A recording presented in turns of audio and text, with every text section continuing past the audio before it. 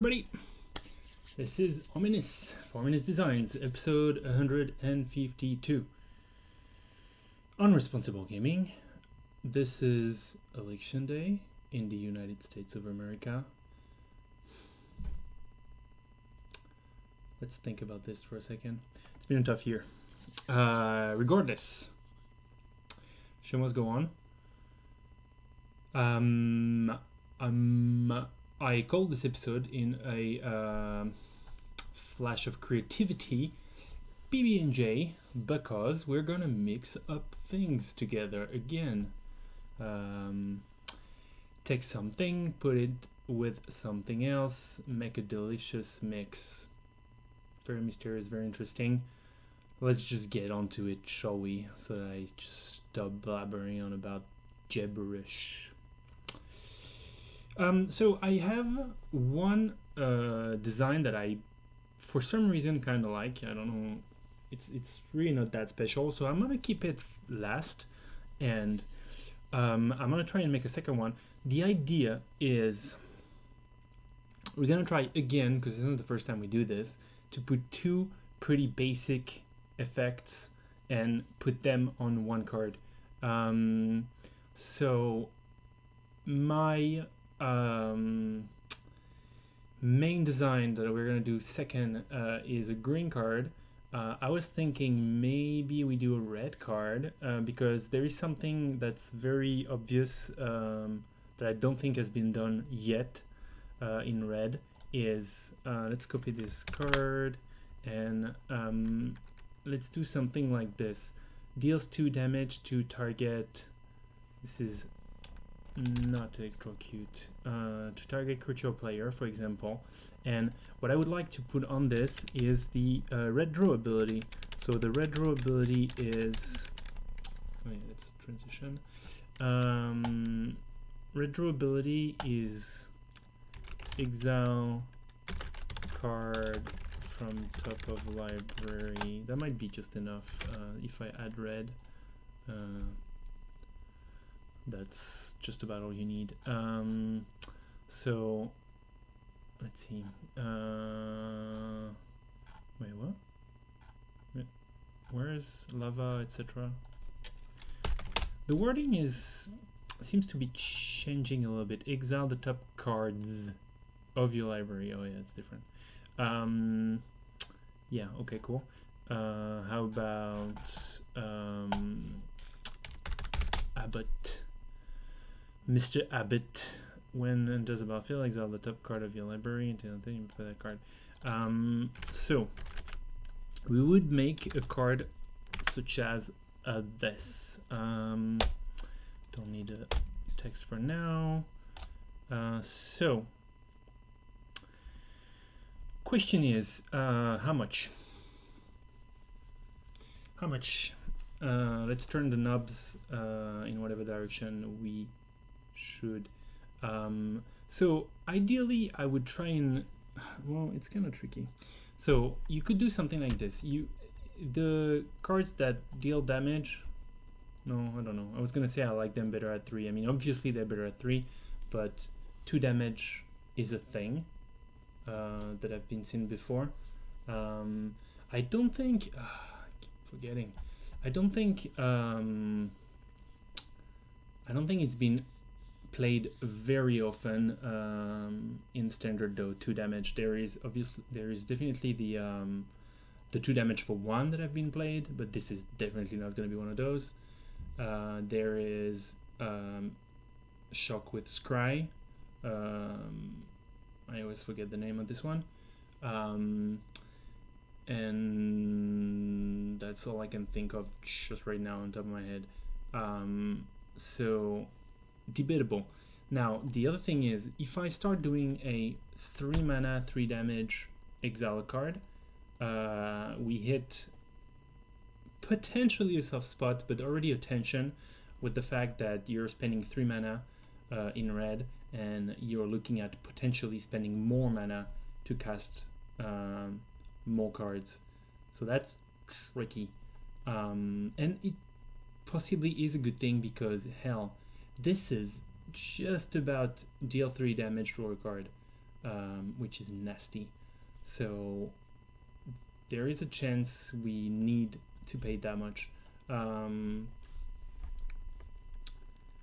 about, yeah, and I think that's actually a very important part. Like, you don't want deal 3 damage, draw a card for 3. That is actually pretty nasty. So does that mean that it would cost 3 for 2 damage then? It might. It might. Then again, that is also a pretty good card if you take for granted that it says draw a card.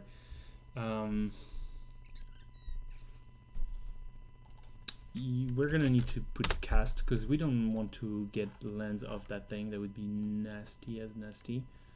I think. Yeah, I'm pretty sure. I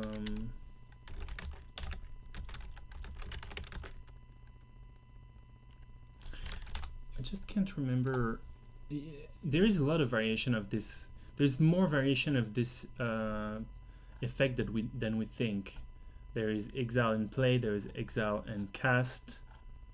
Oh, and then there's just a number of cards that you exile. So maybe there's not that many.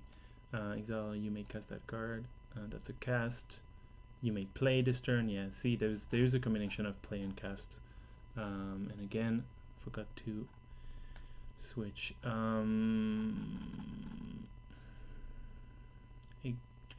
You may cast that card, but that's different because you can't pay any mana. You may play that card. Yeah, it's kind of this or that. You may play that card. There's more play that cards apparently, which is surprising to me. I wasn't imagining that you would get lands as easily of that ability. I don't think I want. That annoys me because now I realize that cast was actually the rare one, potentially only on Chandra. I forgot already what I just saw. May cast. So Chandra, Torch of Defiance, may cast on the dragon for some reason. Because you exile many cards, so you don't want to imply for the player that maybe you can cast multiple lands that way. I'm assuming, or play multiple lands that way. I'm assuming is the reason. Because hell, this is a 7-drop. Like, does it really need to be nerfed? It's a 7-drop 4/4. And this guy has a cast as well because you don't want to steal lands, I guess. Yeah, I don't know. I mean, I still think most of the red draw have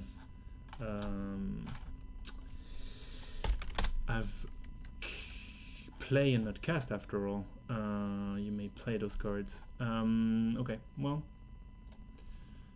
that kind of bothers me a little bit because I don't want to be the one that does things the different way because it's gonna make the card confusing if it's always play.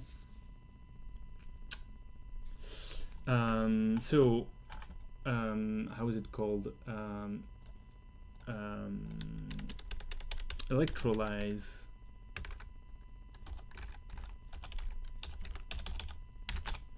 Electrolyze is 2 damage, split or not, for 1 blue, red, and draw a card, which this is getting pretty close to.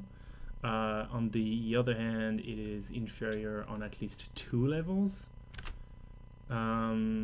So I don't know. I could try and see that I want to play it safe and push it that hard. I think people are gonna hate it. People are gonna be like, "What? 2 damage for 2 red? That sucks." The problem is when I see this, I'm kind of seeing Electrolyze. It's really close. I mean, you know, obviously not the same, but it's really close. So I think I would push it some more. Still think people are gonna hate seeing 2 red on the 2 damage card, especially if you need to spend more mana afterwards. But that's question is, does it keep the exile draw in check, or does it neuter it entirely? That's really kind of the question. I think it only keeps it in check because, I mean, after all, we're still talking about only a 3 mana card, and it's got 2 red. But if you're looking at I mean, honestly, if you're looking at a burn deck, this is pretty sweet because you're gonna likely be heavy red, so 2 red is not the biggest deal, and you're gonna get yourself a card that is potentially another 1 or 2 red, but you most likely are able to do that anyways, unless you're like really 2-color aggro deck. So I think I like it fine that way. I think I like it fine that way. Do you like it fine that way? Yeah.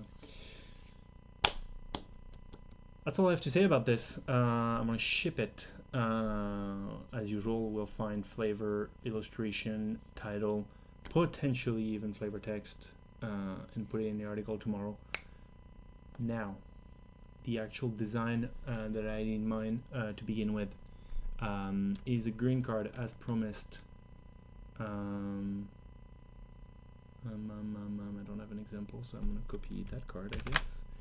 And let's see. Let's say my first inclination is a 2 and green, and something that should be fun is we're gonna look at probably fog. No, actually, I don't know. Okay, so I've been looking at prevent combat damage or fog effects, I guess, recently, and prevent all damage green, and let's even exclude the others. So it's very interesting. Prevent all damage. They would be dealt by whatever. No, great. Where are my fog? All combat damage that would be dealt. So there is the prevent all combat damage. There is prevent all damage creatures would deal to players. That's also a very common one. This one is combat damage to players. So that's a player one.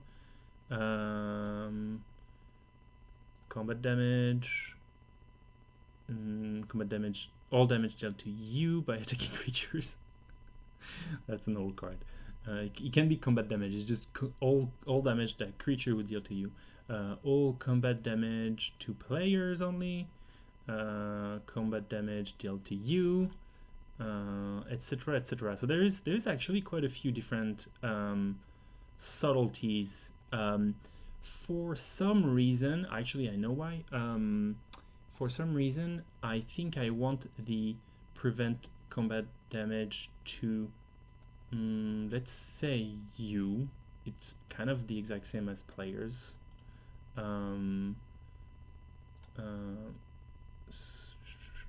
Should I say player then? Because it just makes it sound like it's less powerful, even though it's just about the same. And in fact, for some weird reason, if you want to prevent damage on your opponent, might as well have the card say player so that you can actually do it. So let's just do that. And it's better in multiplayer, which is a thing nowadays.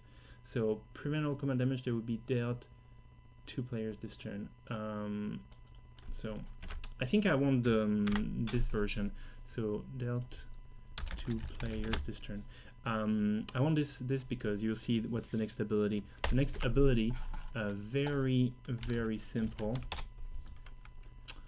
And I'm copying it as we speak, but you can see it, so that'll be a surprise. Boom. Search your library for a basic playing card, put that card on the battlefield. Tapped, then shuffle your library. We have a fog, we have a fetch land, we have a card. PB&J. Mind blown? I think it's very interesting.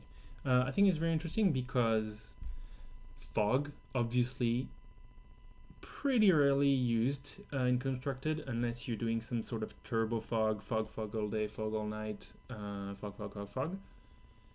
It's pretty rarely used, but if you combine a fog and a fetch land, now you start thinking like control deck, I think.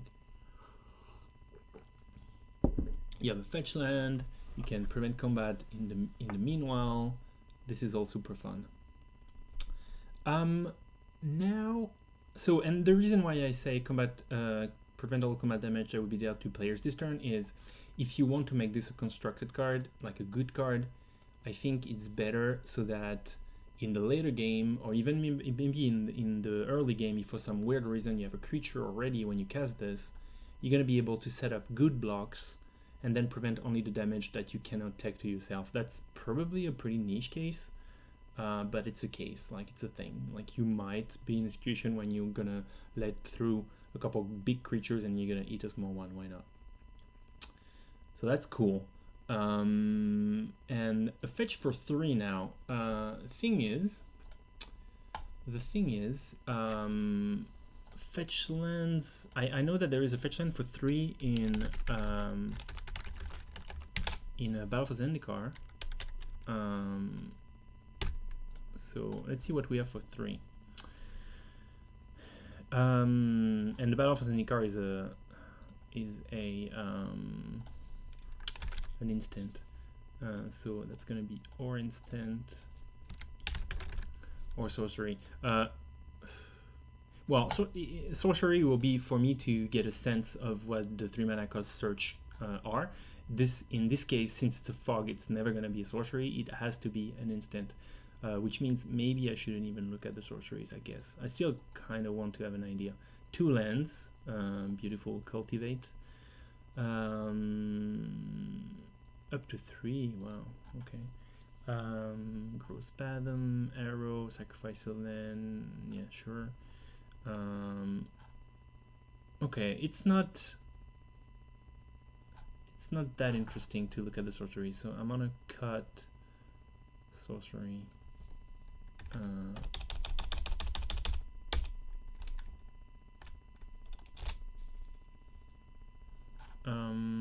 So we have sack a land, we have exactly this without the fog. We have put in your hand with the storm.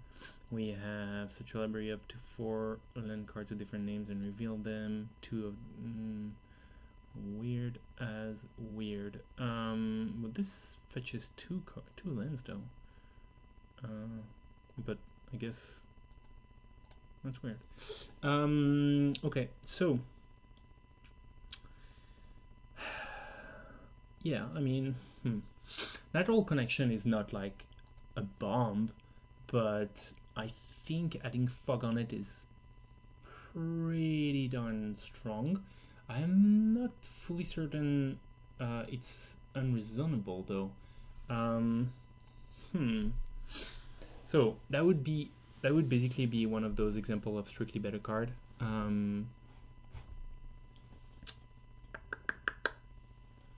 So I don't know. There is one thing that I could do that's kind of cute is I could do 1G and that way I have a cycle of 2 cards like this. And honestly, if you want to push a little bit the power level of those cards, this might be a reasonable thing to do. 2G for a card that fetches you a land slash fixes your mana is kind of rough. You usually kind of hate to see high mana requirement on a fix, on a mana fix. Also for control, like green is not a base color of control, so you're most likely gonna beat 3 colors when you have green, pretty likely. So that's also a bit of a problem. But I get the feeling that if I say 2 in green, search for a basic lane card, and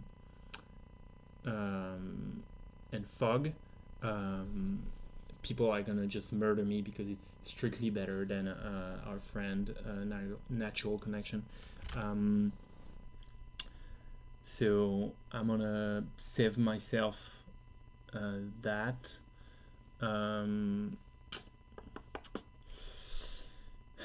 There's something else that I could potentially do is, and that would be interesting actually, if I remove the tapped what do we have?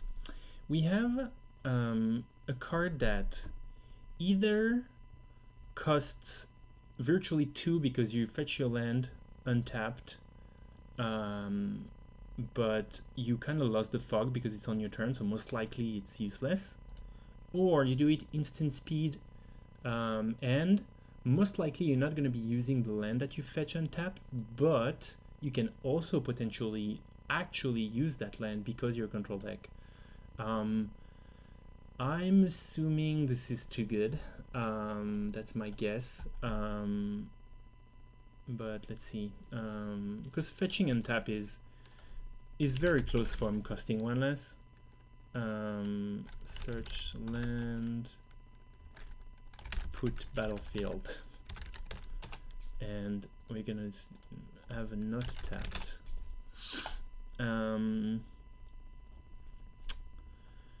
So this guy, sure, it's different. Oh yeah, there's enter this battlefield. So those guys put in your hand. Put in your hand.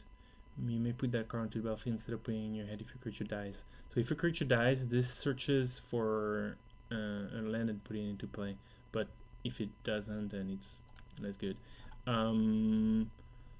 in your hand. Put it on the battlefield. Crop rotation. You have second land. Sacrifice 5 lands. Let's not look at this one. Gate. Put it in your hand. Put them onto the battlefield. Sacrifice a land. So nothing actually puts things on the battlefield untapped.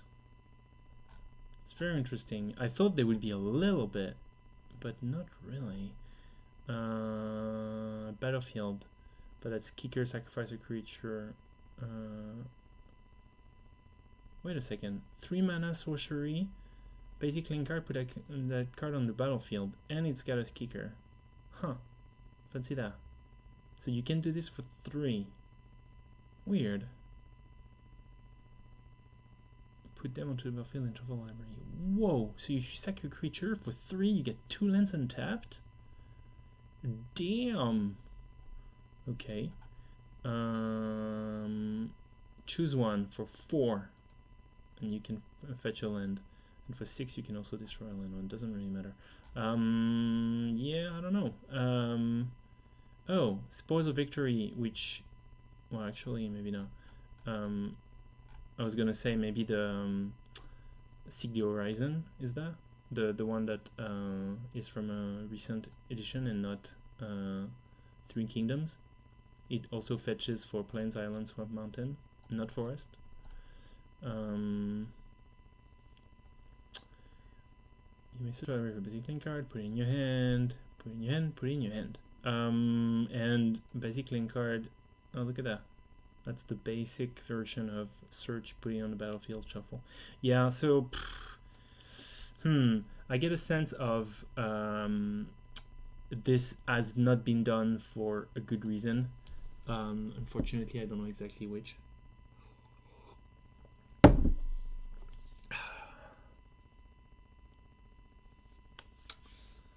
So I'm going to say we don't want this card to virtually cost 2.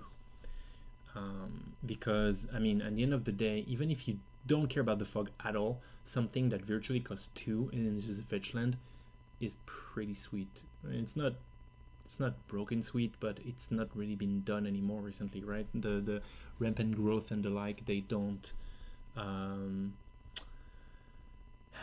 really get printed anymore, especially since this is better. This is 3 mana, fetch the color that you want untapped. This is not rampant growth, 2 mana, fetch the color that you want tapped. So let's just leave it tapped, and it'll make for potentially a slightly weaker card. Still 3 mana fetch land, instant speed with fog. So it's still quite the toolbox. I think it's a very cute and cool card still. And those are the designs. Yeah, what do you think? DL2 red draw and fog green draw, I guess it's kind of a green draw. Land draw. It's cool, it's fun, it's cute, it's fancy. Got nothing else to say.